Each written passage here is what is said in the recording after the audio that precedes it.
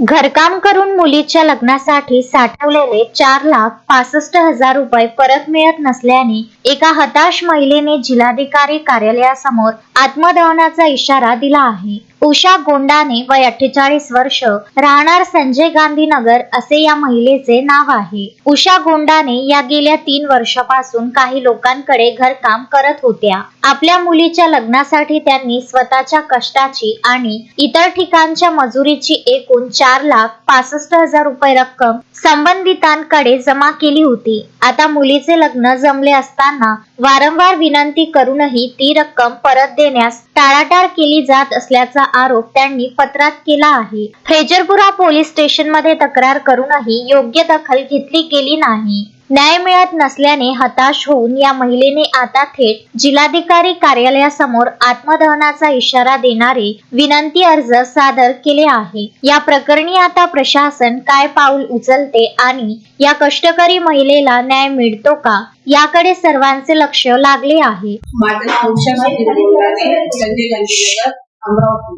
मी 2005 पासून इथल्याची कामं करत असून माझी फसवणूक झालेली आहे 4,65,000 फसवणारे अमर कॉलनी, माया अमर ठाकूर, छाया बंटी ठाकूर, अमर गजानन ठाकूर, जय गजानन ठाकूर या लोकांनी माझी फसवणूक केलेली आहे 4,65,000। ते माझे पैसे परत नाही करत आहे।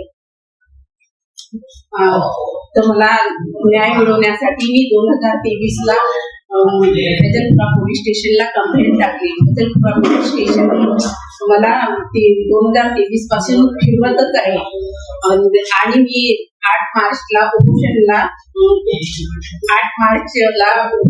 बसली होती सीपी ऑफिस समोर। तर मला तिथं 2 लाख रुपये रात्रीचे 11 वाजता कॉम्प्रोमाइज करण्यात आलेला पोलीस स्टेशनने कॉम्प्रोमाइज केलं की 2 लाख रुपये 7,000 रुपये महिन्यानं हे इमोशनली मी प्रेशरमध्ये इमोशनली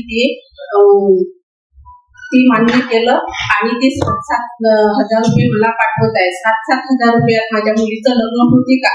आज माझे 4,65,000 रुपये पेमेंट केलेले पैसे आहे आणि ते मला 7,000 रुपयानं पैसे देत आहे। मला माझे पूर्ण पैसे मिळावे याच्यासाठी मी 26 जानेवारीला आत्मदहन करणार आहे।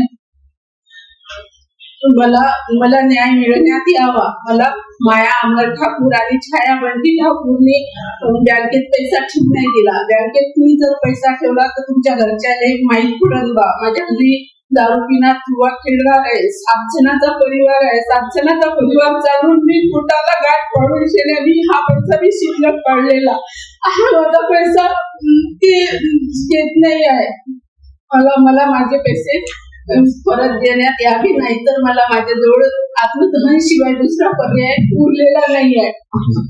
अशोकभाई जोशी, विदर्भ न्यूज, अमरावती।